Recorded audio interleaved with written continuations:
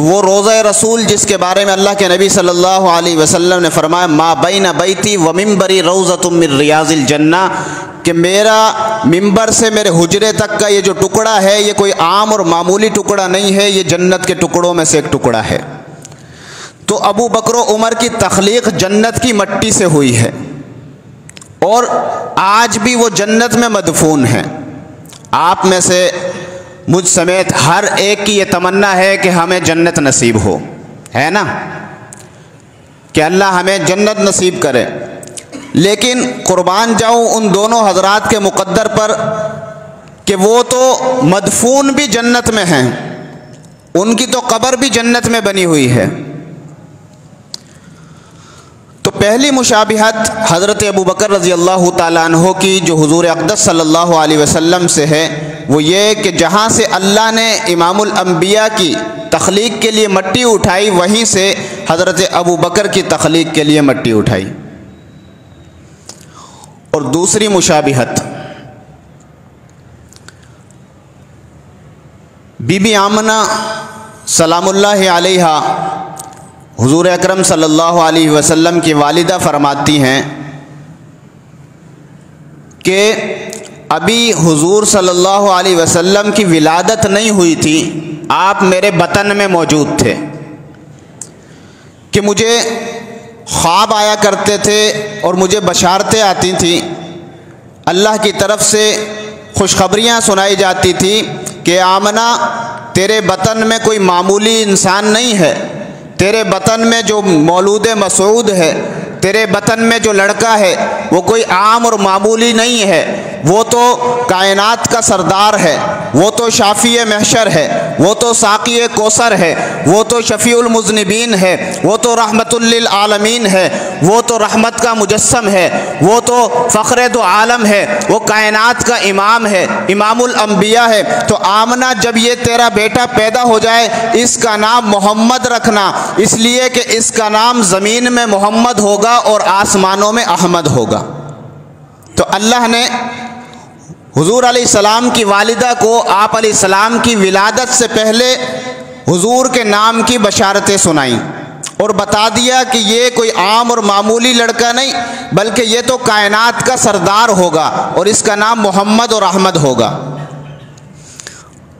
اب آئیے حضرت ابو بکر رضی اللہ تعالیٰ عنہ کی والدہ ام الخیر سلمہ بنت صخر رضی اللہ تعالیٰ عنہ فرماتی ہے کہ ابھی ابو بکر کی ولادت نہیں ہوئی تھی، ابھی ابو بکر دنیا میں آئے نہیں تھے، میرے بطن میں تھے کہ مجھے ہاتف غیبی سے آواز آئی یا امت اللہ بالتحقیقی ابشری بالولد العتیقی اسمہ فی السماء صدیقی وبالخاتم النبیین فی الغار رفیقی، کہ اے اللہ کی بندی تجھے مبارک ہو، اے اللہ کی بندی تیرے لیے خوشخبری ہے، تیرے بطن میں جو مولود مسعود ہے، تیرے بطن میں جو لڑکا ہے یہ کوئی معمولی لڑکا نہیں بلکہ یہ عتیق ہوگا، یہ اس کا لقب صدیق ہوگا اور یہ غار میں محمد مصطفیٰ کا رفیق ہوگا،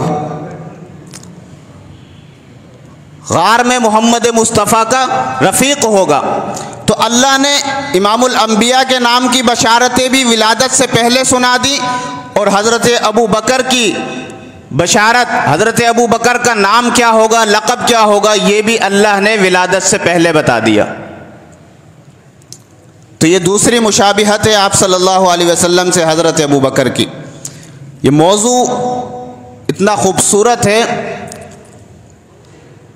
اور اتنا قیمتی ہے کہ آپ حضرات کی خاموشی میرے خیال میں اس موضوع کو ضائع کر دے گی، تو کم از کم بات سمجھ آئے تو سبحان اللہ کہہ کر مجھے احساس دلا دیں کہ ہمیں سمجھ آ رہی ہے اور ہم جاگ کر بیٹھے ہیں۔ تو دوسری مشابہت یہ ہے کہ نام میں مشابہت ہے،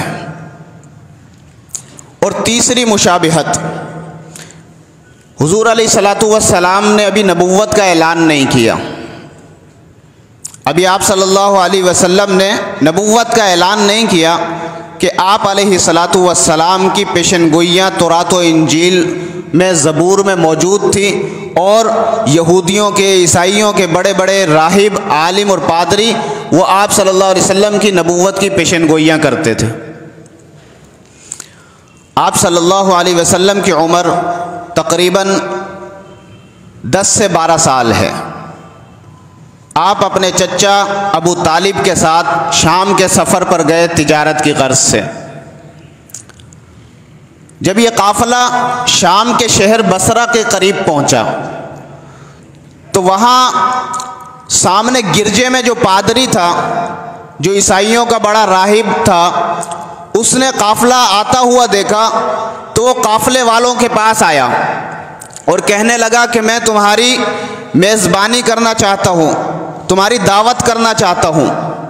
آج سے پہلے کتابوں میں لکھا ہے یہ کبھی اپنے گرجے سے باہر نہیں آتا تھا، کسی قافلے کا استقبال نہیں کیا کرتا تھا۔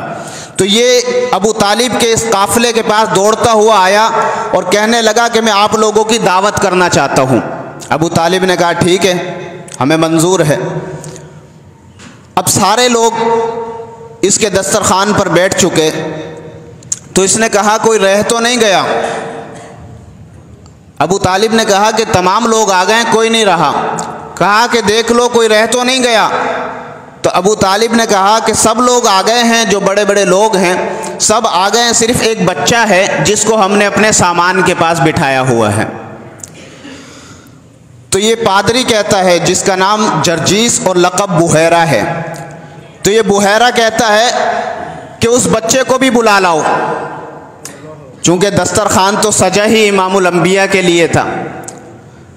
اس نے تو دیکھتے ہی پہچان لیا تھا کہ یہ جو قافلہ آ رہا ہے یہ جب دور سے آ رہا تھا تو اس بچے کے سر پر مسلسل ایک بادل کے ٹکڑے نے سایہ کیا ہوا تھا، اور یہ جس طرف جاتا تھا درخت جھک جھک کر اس کو سلام کرتے تھے، پتھر اس کو سلام کرتے تھے، شجر و حجر اس کو سلام کرتے تھے، شمس و قمر اس کو سلام کرتے تھے۔ تو وہ کہتا ہے اس بچے کو بھی بلا لاؤ اور میرے دسترخوان پر بٹھاؤ۔ آپ صلی اللہ علیہ وسلم بھی آ گئے، تشریف لے آئے۔ اب جگہ آپ علیہ الصلوۃ والسلام کو ایسی ملی کہ سب تو بیٹھ گئے سائے میں، اور آپ صلی اللہ علیہ وسلم کو جگہ ملی دھوپ میں۔ تو وہ جو درخت تھا وہ جھک کر آپ صلی اللہ علیہ وسلم کی طرف ہو گیا اور اس نے آپ علیہ السلام پر سایہ کر دیا۔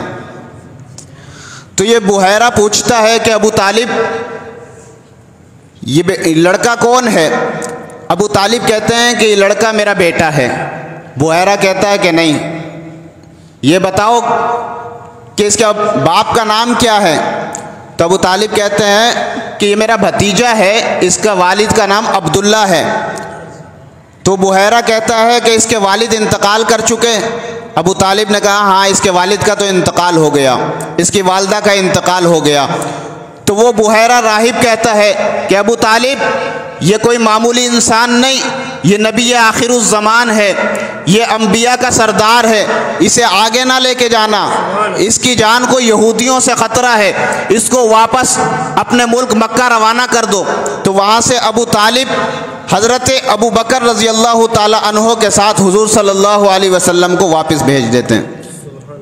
تو یہ بحیرہ نے آپ صلی اللہ علیہ وسلم نے ابھی نبوت کا اعلان نہیں کیا، 12 سے 10 سال عمر ہے، 10 یا 12 سال، اور آپ صلی اللہ علیہ وسلم کی نبوت کی پیشن گوئیاں، آپ صلی اللہ علیہ وسلم کی نبوت کا اعلان بحیرہ راہب کر رہا ہے۔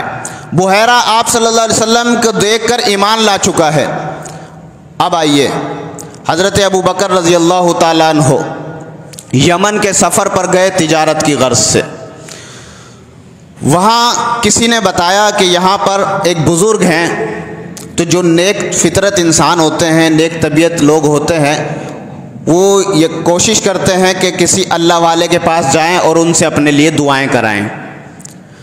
تو حضرت ابو بکر فرماتے ہیں میں بھی چلا گیا کہ چلو آئے تو ویسے ہیں، بزرگ کی زیارت کرتے چلیں اور اپنے لیے دعائیں کراتے چلیں۔ تو حضرت ابو بکر رضی اللہ تعالیٰ عنہ فرماتے ہیں میں اس بزرگ کے پاس گیا اور میں نے جا کر سلام کیا، السلام علیکم۔ تو اس بزرگ کی عمر اتنی تھی کہ اس کی جو یہ پلکیں اور بھویں تھی یہ اس کے چہرے پر لٹکی ہوئی تھی، اس کی آنکھوں پر پڑی ہوئی تھی۔ تو اس بزرگ نے یوں بھویں اٹھائی اور آہستہ سے اس نے جواب دیا وعلیکم السلام۔ اس بزرگ نے جسے شیخ عز یمنی کہتے ہیں، اس نے پوچھا کہ مسمو کا آپ کا نام کیا ہے؟ ابو بکر کہتے ہیں اسمی عبداللہ، میرا نام عبداللہ ہے۔ مسمو ابی کا، آپ کے والد کا نام کیا ہے؟ تو حضرت ابو بکر کہتے ہیں میرے والد کا نام ابو قحافہ عثمان ابن عامر ہے۔ پھر پوچھتا ہے ماں کا نام کیا ہے؟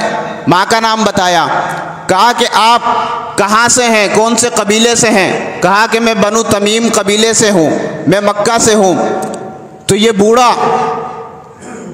اس کی آنکھوں سے بے اختیار آنسو ٹپک پڑے اور کہتا ہے الحمدللہ۔ حضرت ابو بکر حیران ہوئے کہ میں تو آپ کی زیارت کے لیے آیا تھا، میں تو آپ سے دعائیں لینے آیا تھا، بابا جی آپ تو مجھے دیکھ کر الحمدللہ کہہ رہے ہیں، لگتا تو ایسے ہے کہ جیسے آپ میرے مشتاق ہوں، آپ میری زیارت کے شوقین ہوں۔ تو وہ بابا جی جس کی عمر 390 سال تھی، 4 صدیاں پوری ہونے کو ہیں، وہ بابا کہتا ہے کہ بیٹا میں کوئی عام انسان نہیں ہوں، میں تورات کا عالم ہوں، انجیل کا عالم ہوں، زبور کا عالم ہوں، میں ان تمام کتابوں کا عالم ہوں۔ میں نے اپنی کتابوں میں نبی آخر الزمان صلی اللہ علیہ وسلم کی نشانیاں پڑھی ہوئی ہیں، اور اسی میں میں نے یہ بھی پڑھا ہے کہ جو نبی آخر الزمان صلی اللہ علیہ وسلم کا سب سے پہلا زندگی میں ان کا وزیر ہوگا، اس کا نام عبداللہ ہوگا، کنیت ابو بکر ہوگی، لقب صدیق ہوگا، والد کا نام عبداللہ والد کا نام ابو قحافہ ہوگا، والدہ کا نام ام الخیر سلمہ بنت سخر ہوگا، اور وہ بنو تمیم قبیلے سے ہوگا۔ تو وہ بزرگ کہتے ہیں کہ ابو بکر تو کوئی عام آدمی نہیں، انت تکون وزیرہ فی حیاتہ و خلیفتہ بعد وفاتہ، کہ تو نبی آخر الزمان صلی اللہ علیہ وسلم کی زندگی میں ان کا وزیر ہوگا، اور ان کی وفات کے بعد ان کا سب سے پہلا خلیفہ ہوگا۔ وہ بوڑھا کہتا ہے کہ ابو بکر میں تجھے دیکھ کر نبوت کا یقین کر چکا ہوں، میں تجھے دیکھ کر نبوت پر ایمان لا چکا ہوں۔ ہائے افسوس، اس بوڑھے کو تو صدیق کو دیکھ کر نبی کا یقین آ گیا، لیکن آج کا چوڑا نبی کے ساتھ صدیق کو دیکھ کر صدیق کی صداقت پہ یقین نہیں کرتا، آج ساتھ دیکھ کے بھی صدیق کو سچا نہیں مانتا۔ تو وہ بوڑھا حضرت ابو بکر کو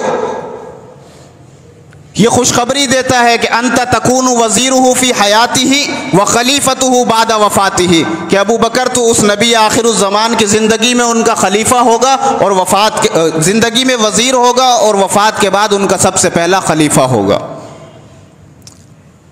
یہ تیسری مشابہت، تیسری ہے نا، تیسری مشابہت۔ چوتھی مشابہت، آپ صلی اللہ علیہ وسلم نے اعلان نبوت فرما دیا، آپ کو اللہ نے نبوت عطا کر دی، اور آپ صلی اللہ علیہ وسلم کے پاس پہلی وحی آئی، اقرأ بسم ربک الذی خلق۔ آپ صلی اللہ علیہ وسلم کے پاس پہلی وحی آئی تو آپ چونکہ وحی کا بوجھ، ظاہر سی بات، لو انزلنا ھذا القرآن علی جبل لرأیتہ خاشعا متصدعا من خشیۃ اللہ۔ تو آپ صلی اللہ علیہ وسلم اپنے گھر تشریف لائے، اور ام المومنین سیدہ خدیجۃ الکبریٰ رضی اللہ تعالی عنہا سے فرمایا کہ زملونی زملونی، اے خدیجہ مجھے کمبل اڑا دو، مجھے کمبل اڑا دو۔ تو حضرت خدیجہ رضی اللہ تعالیٰ عنہ آپ صلی اللہ علیہ وسلم کو پریشان دیکھ کر فرماتی ہیں کہ آقا انک لتصل الرحم وتحمل الکلہ وتکسب المعدوم وتقرئ الضعیف وتعین علی نوائب الحق۔ آپ پریشان کیوں ہوتے ہیں؟ آپ تو لوگوں سے صلہ رحمی کرنے والے ہیں، آپ تو ضعیفوں اور کمزوروں کا بوجھ اٹھانے والے ہیں، آپ تو فقیروں اور محتاجوں کی مدد کرنے والے ہیں، اور آپ تو مصائب میں حق کی حمایت کرنے والے ہیں۔ یہ حضرت خدیجہ نے امام الانبیاء کے اخلاق کریمانہ کو شمار کرایا کہ آپ صلہ رحمی کرنے والے ہیں، آپ غریبوں اور محتاجوں کا بوجھ اٹھانے والے ہیں، آپ ضعیفوں کی مدد کرنے والے ہیں، آپ حق کی مصائب میں حمایت کرنے والے ہیں۔ اب یہی الفاظ، شخصیت بھی الگ ہیں، زمانہ بھی الگ ہے، 12 سال کے بعد جب حضرت ابو بکر کفار کے مظالم سے تنگ آئے تو آپ صلی اللہ علیہ وسلم کی اجازت سے حبشہ کی طرف ہجرت کرنے کا سوچا۔ تو حضرت ابو بکر جا رہے ہیں، راستے میں مشرکین کا سردار ابن الدغنہ ملتا ہے۔ ابن الدغنہ کہتا ہے ابو بکر کہاں جا رہے ہو؟ ابو بکر کہتے ہیں کہ میں حبشہ جا رہا ہوں، تیرے لوگ مجھے یہاں ٹکنے نہیں دے رہے، تیرے لوگوں نے بڑا ظلم کیا ہے۔ تو وہ ابن الدغنہ وہی الفاظ جو 12 سال پہلے حضور علیہ السلام کے اخلاق کے بارے میں میری اور آپ کی ماں ام المومنین سیدہ خدیجہ نے کہے تھے، وہی الفاظ ابن الدغنہ 12 سال بعد حضرت ابو بکر کے بارے میں کہتا ہے کہ انک لتصل الرحم وتحمل الکلہ وتکسب المعدوم وتقری الضیف وتعین علی نوائب الحق، کہ ابو بکر آپ تو لوگوں کے ساتھ صلہ رحمی کرتے ہیں، آپ تو ضعیفوں اور محتاجوں کا جو ہے ماوا ہے، ٹھکانہ ہے، آپ غریبوں کی مدد کرنے والے ہیں، اور آپ تو مصائب میں حق کی حمایت کرنے والے ہیں۔ وہی الفاظ جو حضرت خدیجہ نے حضور کے بارے میں کہے تھے، 12 سال بعد ابن الدغنہ حضرت ابو بکر کے بارے میں کہہ رہا ہے۔ تو مٹی میں بھی مشابہت، نام میں بھی مشابہت، آپ کے اخلاق میں بھی مشابہت۔ اب آئیے، ہجرت کا موقع آیا، آپ صلی اللہ علیہ وسلم نے ہجرت فرمائی، تو کفار نے جو انعام رکھا کہ جو محمد کا نعوذ باللہ سر لا کر دے گا اس کو 100 اونٹ انعام میں دیے جائیں گے، اور جو ساتھ میں ابو بکر کا سر لا کے دے گا اس کو 200 اونٹ انعام میں دیے جائیں گے۔ یعنی جو انعام محمد صلی اللہ علیہ وسلم کے سر کا رکھا وہی انعام حضرت ابو بکر کے سر کا رکھا۔ انعام میں بھی مشابہت۔ اور صلح حدیبیہ کا موقع ہے تو آپ صلی اللہ علیہ وسلم کی کفار سے، مشرکین سے شرائط ہو گئی۔ بظاہر مسلمانوں کو نظر آیا کہ ہمارے خلاف ہیں ساری شرائط، ہم کیوں اپنے جو ہے ذلت گوارا کریں، کیوں ہم کمزور ہوں، ہم تو حق والے ہیں، ہم ان کی بات کیوں مانیں۔ حضرت عمر رضی اللہ تعالیٰ عنہ آپ صلی اللہ علیہ وسلم کے پاس تشریف لائے اور عرض کرنے لگے آقا کہ آپ اللہ کے نبی برحق نہیں ہیں؟ تو حضور علیہ السلام نے فرمایا ہاں ہوں۔ تو حضرت عمر نے عرض کیا آقا کیا ہم حق پر اور ہمارے دشمن باطل پر نہیں ہیں؟ حضور نے فرمایا بالکل ہیں۔ آقا جب ہم حق پر ہیں تو ہم ذلت کیوں گوارا کریں؟ تو امام الانبیاء فرماتے انی رسول اللہ ولست اعصیہ، کہ میں تو اللہ کا رسول ہوں، میں اللہ کی نافرمانی نہیں کر سکتا، وہو ناصری، وہ میرا مددگار ہے۔ تو حضرت عمر عرض کرتے ہیں آقا کیا آپ نے نہیں کہا تھا کہ ہم بیت اللہ جائیں گے؟ حضور فرماتے ہیں کہ عمر کیا میں نے یہ کہا تھا کہ اسی سال جائیں گے؟ حضرت عمر کہتے ہیں کہ یا رسول اللہ نہیں، یہ تو نہیں کہا تھا کہ اسی سال جائیں گے۔ تو یہی گفتگو کرنے کے بعد حضرت عمر حضرت ابو بکر کے پاس آتے ہیں۔ ابھی حضور ادھر ہیں اور ابو بکر ادھر ہیں، فاصلہ ہے۔ تو حضرت عمر وہی سوال حضرت ابو بکر سے کرتے ہیں، ابو بکر کیا ہم حق پر نہیں ہیں؟ ابو بکر کہتے ہیں کہ ہاں ہم حق پر ہیں۔ ابو بکر کیا ہمارا دشمن باطل پر اور ہم حق پر نہیں ہیں؟ ابو بکر جواب دیتے ہیں ہاں ہاں ہم حق پر ہیں، ہمارا دشمن باطل پر ہے۔ کیا اللہ کے نبی برحق نہیں ہیں؟ تو ابو بکر کہتے ہیں کہ اللہ کے نبی برحق ہیں، لیکن اللہ کے نبی اللہ کی نافرمانی نہیں کر سکتے اور اللہ ان کا مددگار ہے۔ تو ابو بکر کیا نبی نے نہیں کہا تھا ہم بیت اللہ جائیں گے؟ ابو بکر کہتے ہیں کہ عمر نبی نے یہ تو نہیں کہا تھا کہ اسی سال جائیں گے۔ تو حضرت عمر کے جو سوال نبی سے تھے اور جو الفاظ نبی نے حضرت عمر کو جواب میں عطا فرمائے وہی سوال حضرت ابو بکر سے کیے، تو ابو بکر نے بھی وہی جوابات دیے جو حضور علیہ السلام نے دیے تھے۔ تو حضرت ابو بکر کی حضرت جناب محمد الرسول اللہ صلی اللہ علیہ وسلم سے نہ صرف سیرت میں، نہ صرف کردار میں، نہ صرف اعمال میں، نہ صرف اخلاق میں، بلکہ الفاظ میں بھی اتنی مشابہت تھی، الفاظ میں بھی۔ اور احد کا بدر کا موقع ہے، آپ صلی اللہ علیہ وسلم کی سوچ یہ تھی کہ یہ اپنے لوگ ہیں، فدیہ دے کر ان کو فدیہ ان سے لے لیا جائے اور ان کو معاف کر دیا جائے، چھوڑ دیا جائے۔ اور حضرت ابو بکر کی سوچ بھی یہی تھی کہ ان سے فدیہ لے کر ان کو چھوڑ دیا جائے۔ تو سوچ میں بھی یک رنگی اور مشابہت اور وحدت تھی۔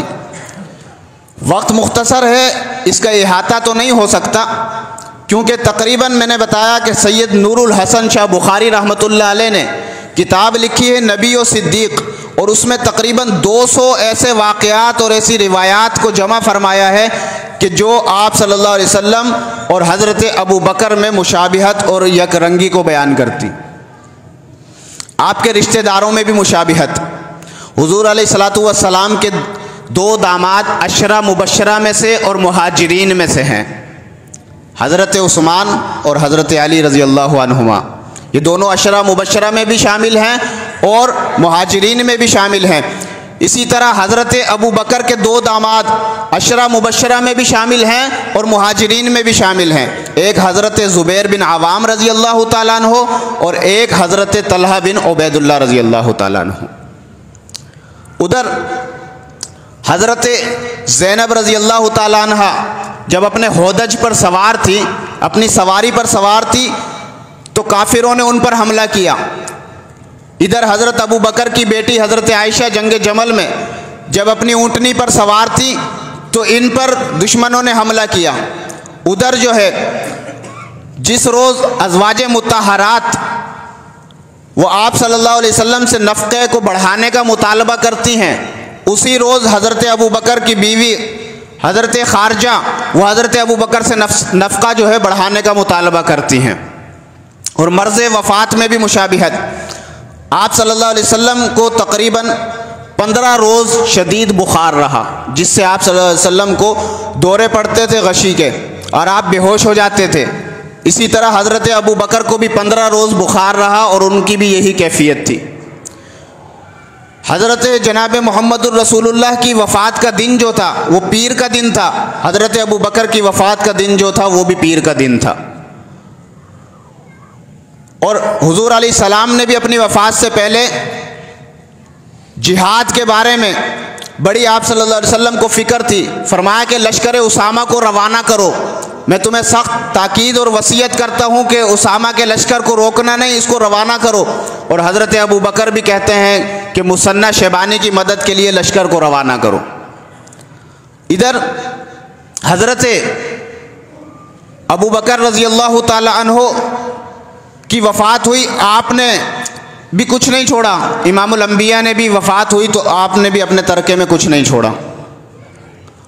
اور آپ صلی اللہ علیہ وسلم کو جس مقام پر دفن کیا گیا، حضرت ابو بکر کو بھی اسی مقام پر دفن کیا گیا۔ جبھی تو ایک موقع آیا کہ اللہ کے نبی علیہ السلام مسجد نبوی میں تشریف لائے، آپ کے دائیں طرف ابو بکر تھے، آپ کے بائیں طرف عمر تھے۔ اللہ کے نبی نے فرمایا صحابہ او میرے ساتھیوں، آج جو یہ منظر تم دیکھ رہے ہو، ہاکذا نبعث یوم القیامہ، کل قیامت کا دن ہوگا، ہم اسی طرح اٹھیں گے کہ میرے دائیں طرف ابو بکر ہوگا، میرے بائیں طرف عمر ہوگا۔ تو مدفن میں بھی مشابہت، مٹی سے مشابہت شروع ہوئی، جہاں سے اللہ کے نبی کی تخلیق کے لیے مٹی اٹھائی گئی، وہیں سے ابو بکر کی تخلیق کے لیے مٹی اٹھائی گئی۔ جس طرح اللہ کے نبی کو پیدائش سے پہلے والدہ کو بشارتیں سنائی گئی، حضرت ابو بکر کی والدہ کو پیدائش سے پہلے بشارتیں سنائی گئی۔ جس طرح نبوت کی پیشن گوئیاں اعلان نبوت سے پہلے ہیں، اسی طرح ابو بکر کی صداقت کی پیشن گوئیاں اور خلافت کی پیشن گوئیاں اعلان صحابیت سے، ایمان لانے سے پہلے موجود ہیں۔ جو اخلاق حضور علیہ السلام کے ہیں وہی اخلاق حضرت ابو بکر کے ہیں، جو الفاظ حضرت جناب محمد الرسول اللہ کے ہیں وہی الفاظ حضرت ابو بکر کے ہیں، جو سوچ حضور علیہ السلام کی ہے وہی سوچ حضرت ابو بکر کی ہے، جو رشتہ دار حضرت جناب محمد الرسول اللہ کے ہیں وہی رشتہ داروں میں مشابہت جناب ابو بکر کی ہے۔ اور جس مقام پر حضور علیہ السلام کی تدفین ہوئی، آپ علیہ السلام مدفون ہوئے، اسی مقام پر جناب ابو بکر صدیق کو دفن کیا گیا۔ سبحان اللہ۔ اور وہ مقام روضہ رسول ہے، جنت کا ٹکڑا ہے۔ تو وہ ابو بکر، یہ تو ٹائم مختصر ہے اس لیے میں نے ابھی اور واقعات آپ کے سامنے نہیں رکھے، تقریباً 200 واقعات اور روایات ایسی ہیں۔ تو وہ ابو بکر کے جس کا یہ مقام و مرتبہ ہے، اللہ کے نبی علیہ السلام نے فرمایا کہ لو وزن ایمان امتی بایمان ابی بکر، کہ اگر ترازو کے ایک پلڑے میں پوری امت کے ایمان کو رکھ دیا جائے، صحابہ کا ایمان بھی اس پلڑے میں موجود ہو، تابعین کا ایمان بھی پلڑے میں موجود ہو، مفسرین کا ایمان بھی پلڑے میں موجود ہو، محدثین کا ایمان بھی پلڑے میں موجود ہو، فقہا کا ایمان بھی پلڑے میں موجود ہو، صلحاء کا ایمان بھی پلڑے میں موجود ہو، خطباء کا ایمان بھی پلڑے میں موجود ہو، صالحین کا ایمان بھی پلڑے میں موجود ہو، واعظین کا ایمان بھی پلڑے میں موجود ہو، شہداء کا ایمان بھی پلڑے میں موجود ہو، صدیقین کا ایمان بھی پلڑے میں موجود ہو، صالحین کا ایمان بھی پلڑے میں موجود ہو، تمام پوری امت کا ایمان اگر ایک پلڑے میں ہو اور دوسرے پلڑے میں ابو بکر کے ایمان کو رکھا جائے تو لوزر ایمان امتی بی ایمانی ابی بکر لرجہ، ابو بکر کا ایمان پوری امت کے ایمان سے بھاری اور غالب ہوگا۔ وہ ابو بکر، آج کہا جائے کہ وہ ابو بکر حق پر نہیں تھا، وہ ابو بکر نعوذ باللہ مومن اور مسلمان نہیں تھا۔ اگر ابو بکر مومن اور مسلمان نہیں تھا تو خدا کی قسم نہ آپ مومن ہیں اور نہ میں مومن ہوں۔ ابو بکر تو وہ مومن ہے، وہ مسلمان ہے کہ جس کے ایمان کی گواہی خود اللہ نے دی اور حضور علیہ الصلوۃ والسلام نے دی، وہ ابو بکر ہے۔ اور کہتے ہیں کہ خلافت ابو بکر کی نہیں تھی، حضرت علی کا حق تھا۔ یہ خلافت ہم نے حضرت ابو بکر کو نہیں دی، آپ نے نہیں دی۔